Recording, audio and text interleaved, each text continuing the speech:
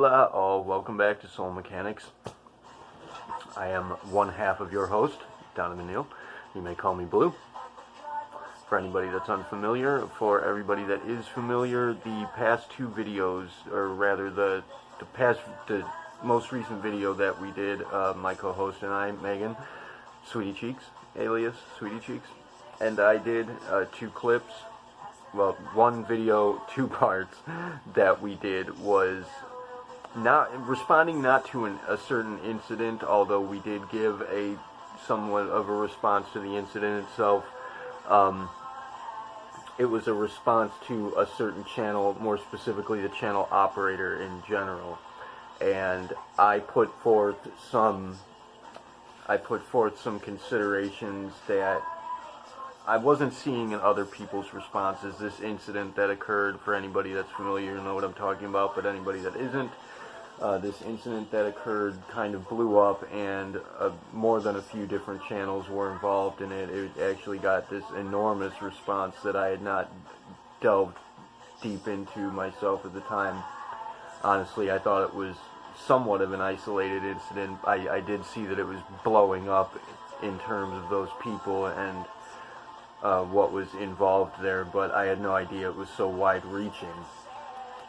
So it was a fairly large incident, but something that I was unaware of regarding this incident, for anybody that's not up to date, there was a young lady who was being harassed, essentially being defamed by another channel operator, a young YouTuber lady who was being defamed by another channel operator, and had a bit of a breakdown over it. And she responded, that's point A, but she responded in a very unhealthy manner that may or may not have been called for, honestly, and we felt for her, and we wanted to give, show our support for her as somewhat sort of a friend of the channel in a sense. We've done responses to her before. I've done responses to her before.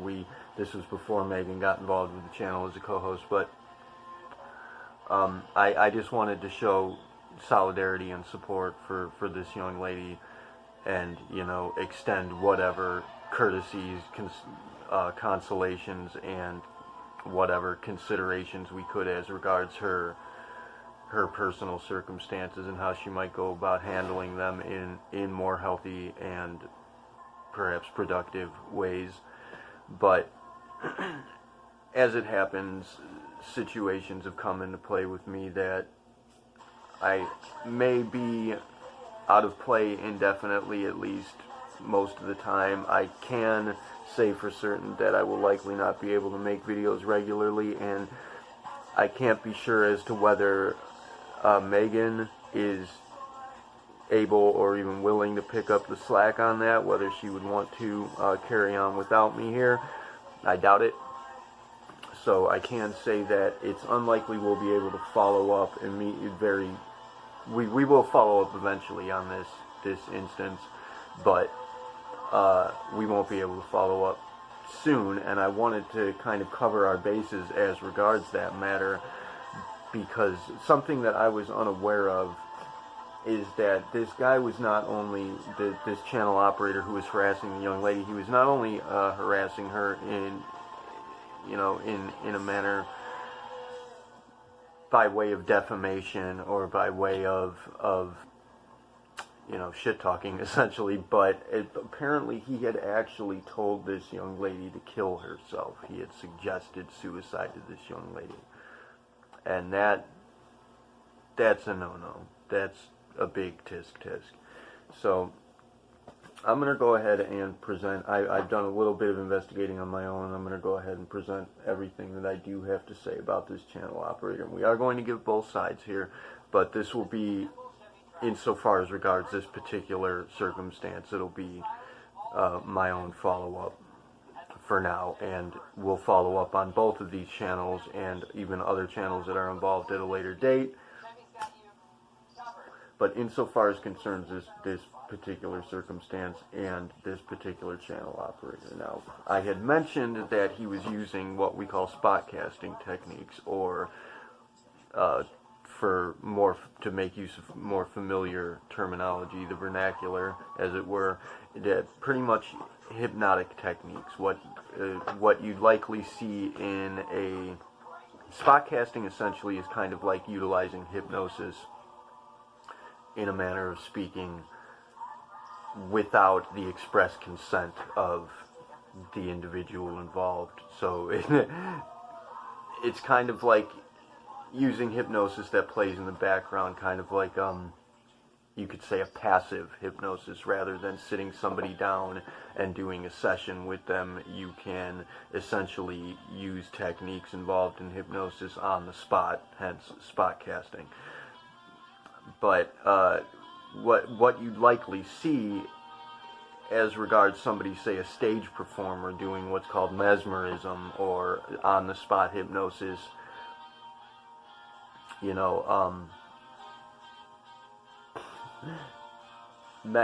hypnotizing somebody as part of a stage performance. We used to see that happen way back when, and it still happens from time to time. But what you'd see is kind of, there's like red flag sort of target markers that you'd look for, that people would make use of. And the thing of it is that you do see these being made use of a lot more often than you'd think. They actually become commonplace, most especially in media, and that's what makes it so unfair that this person would be using these. Now, it was made mention that this person comes across as being like a cult leader, which I already mentioned in a previous video, that he is indeed using cultist tactics or techniques, cultist strategies. And the reason that other people said that he comes across like a cult leader is because he has so many people that are so diehard followers of him that do in fact have seemingly fallen for these strategies and are kind of stuck on that and are in fact hypnotized by this person. So for anybody that might be kind of like a crony of his, a friend of his, somebody, supporters of his that are watching, you may very well be affected by this. But the first things that I made mention of was the staring directly into the camera. That's something that in the techniques of mesmerism, somebody's going to do is stare directly into your eyes. It's going, basically this is an attempt to fix you. And what this is kind of essentially how this works, is indirectly distracting you. What we do with hypnosis, with spot casting particularly, I'm not sure, I haven't gotten so far into the practices of actual like professional hypnosis, but with spot casting, what we do is we distract the immediate awareness so that things can get through, suggestions can get through into the subconscious, and suggestions and implications can be drawn from the subconscious. So you can read a person's mind essentially, but it's not going to be like looking in their brain and reading their thoughts. It's going to be a matter of physiology, body language, suggestive implications that people put forth in their body language, in their speech, in their very tonality, in their behavior in general. So you can read a person's mind because it's going to be written all over their body. And if you can distract their immediate awareness, then these things will come to light more easily. But when you want to present implications or suggestions, you want to be distracting that immediate awareness again, and that's a part of what the staring does. It not only fixes a person, much like you'd see in the movies with somebody putting like a pocket watch pendulum back and forth, that pendulum effect, or what's it called when you have the I forget what it's called when people have a metronome effect that they use in professional hypnosis. But it's also presenting a kind of almost like an alpha male kind of stance, wherein you are being dominant in a sense. Psychologically speaking, you're being dominant. People do not like to be stared directly in the eyes. You'll notice that people aren't used to it, they aren't trained for it, and it comes across as very awkward and uneasy, and it makes them feel uneasy, it makes them feel pressured, it makes them feel dominated, and that opens up that submissive aspect of the self distracts the immediate awareness and opens up that submissive aspect of the personality. What he also puts into play is the steadiness of his tonality and just the way that he presents in general. This person, he's sitting there very, as I said, he's taking great care to be very non-dynamic, very static in just his very behavior. He has this resting tonality, or this resting behavior to him that is, it's intended to lull you, essentially. It's intended to fix your immediate awareness, distract it, lull you, again, bringing forth that submissive persona.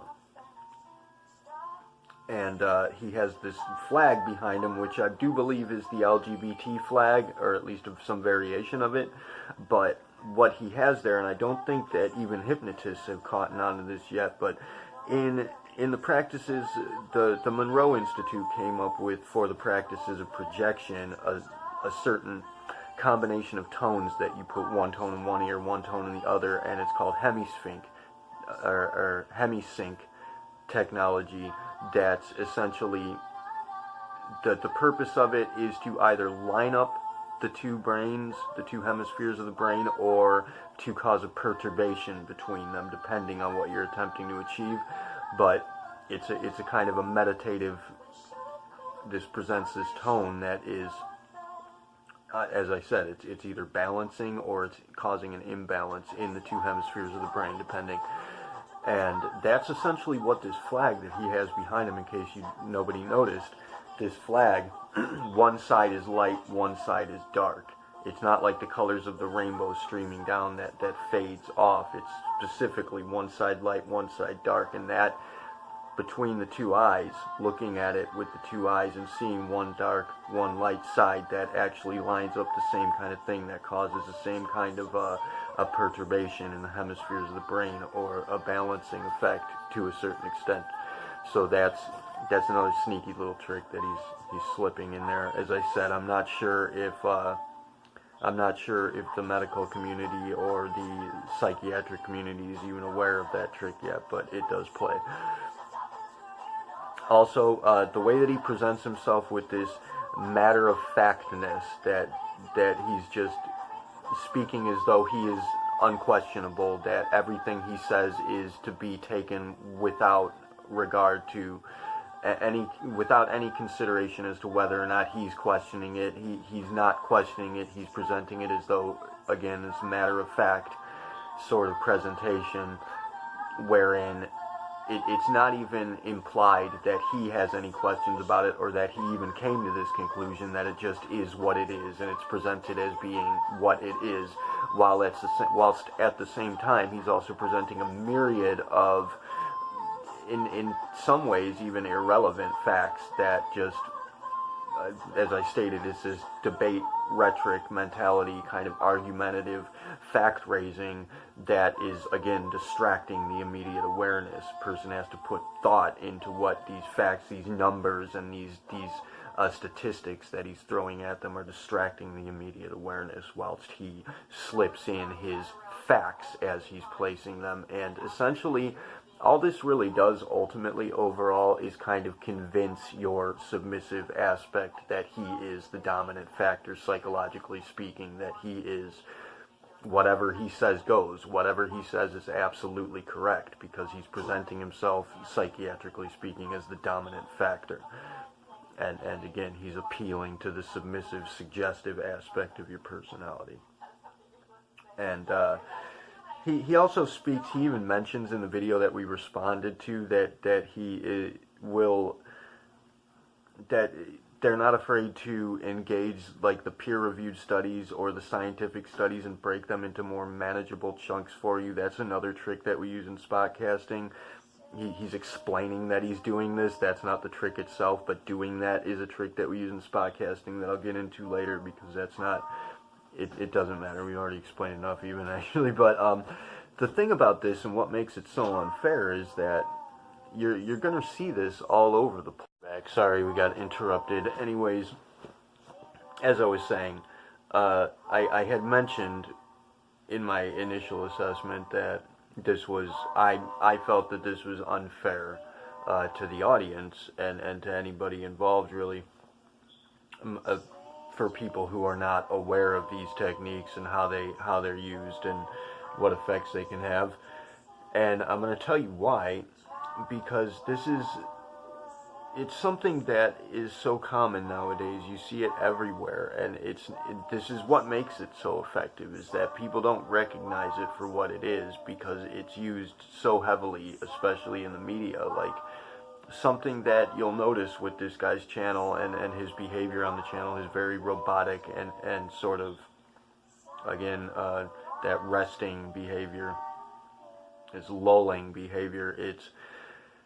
It's something that you'll see with, like, newscasters, and it's something that you'll see, for example, in documentaries, or most especially in, like, work training videos in the news, in what can be called trainers, essentially.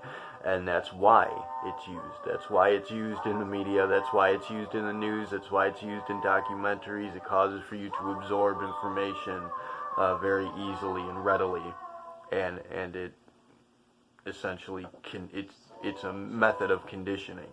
That's why it's used, particularly like his initial video that we responded to. I'll give you the link in the description again. It comes across precisely like a work training video. If you've ever taken a job, like especially in fast food, where you're going to sit there and watch those videos as a part of your orientation. It's an orientation practice. And then, of course, there's him blocking people. Now, that's a big one. The way that he just blocks people when they argue with him in any way. That's setting up a kind of reward and penalty system, very similar to we see in animal training, we see in farming, we see in religion, most specifically. Like, he's using actual cultist strategies there, where it's with him coming across the way that he does. He'll make you feel kind of rewarded in your very presence, because you become aware of other people being blocked by him for having raised arguments or whatever, and in the back of your mind your subconscious is saying, well, that's a penalty, and so thereby you effectively are being rewarded by remaining and perhaps engaging him in any way. It becomes a reward to you, because again, he's presenting as the dominant factor, kind of the alpha stance. And what he's presenting largely, it seems, is this as we said, speaking to the persecution complex, the victimization complex, this kind of virtue signaling that he does, wherein it seems like he's arguing for human rights in a sense. As he said, they're humanists. In case anybody caught that, I don't think it was difficult to understand. Even the YouTube, the YouTube subtitles couldn't pick up what he was saying there.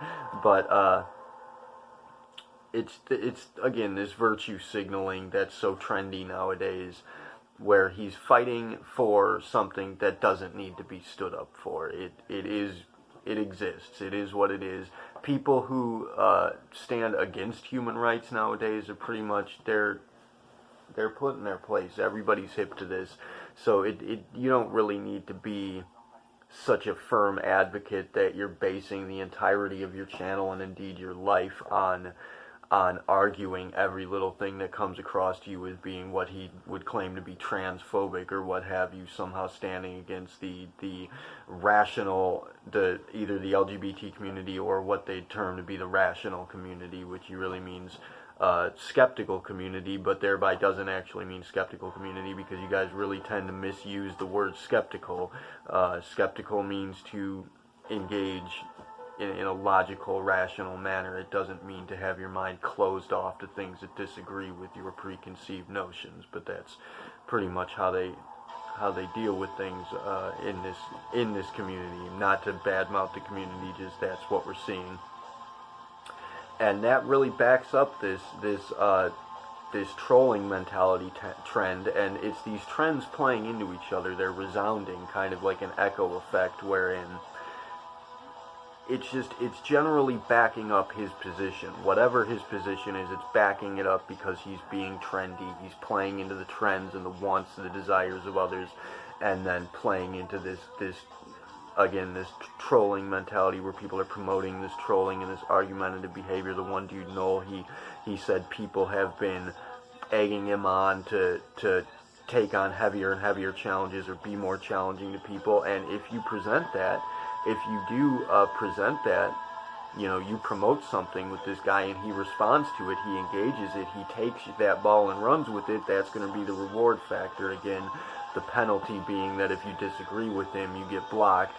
It sets up that very tenuous kind of walking on eggshells effect that backs up and sort of both establishes and reinforces that dominance that he's attempting to project. But on the flip side, we can say that it's evident in all of this, in his behavior in general and in the way that he handles himself, that he likely has some degree of abandonment issues, definitely a persecution complex.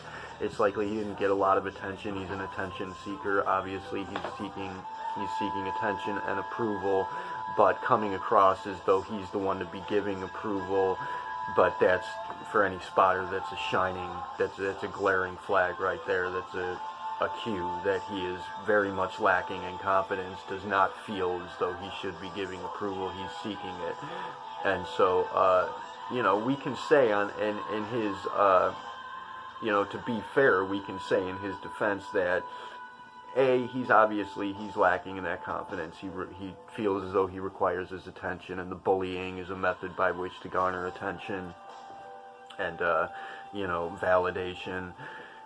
So, you know, any bully could be said to some extent to be a victim in their own right, but that's going to back up that persecution complex, so we don't really want to do that. But we can say in his defense he's likely lacking in confidence, feels fairly down about himself, and it would be good to help pick him up in some way, although he does cross a line here wherein he tells a beautiful young lady to go kill herself and harasses her, defames her. Again, defamation on his part, speaking ill of her and her channel, and especially putting across considerations that are entirely untrue about her, by implication in and of itself, but perhaps even just directly putting forth these considerations about her that are matter of fact entirely untrue. And so, I mean, that's definitely defamation on his part, but at the same time you could say in his defense that he's receiving defamation now in response. However, we're going to have to chalk that up to fair is fair, because he deserves it. I mean, fuck him. That was a really piece of shit sort of thing to be doing on his part, and apparently it's the sort of thing that people are used to with him, that they expect from him even. So, sorry, dude, but you get defamed. And again, I'm not trying to kick this guy while he's down. I feel these are some things that maybe people aren't seeing that do need to be pointed out. It's not fair that he's making use of this, especially considering that he is dealing with a generally weak-minded community, people who are innately defeated.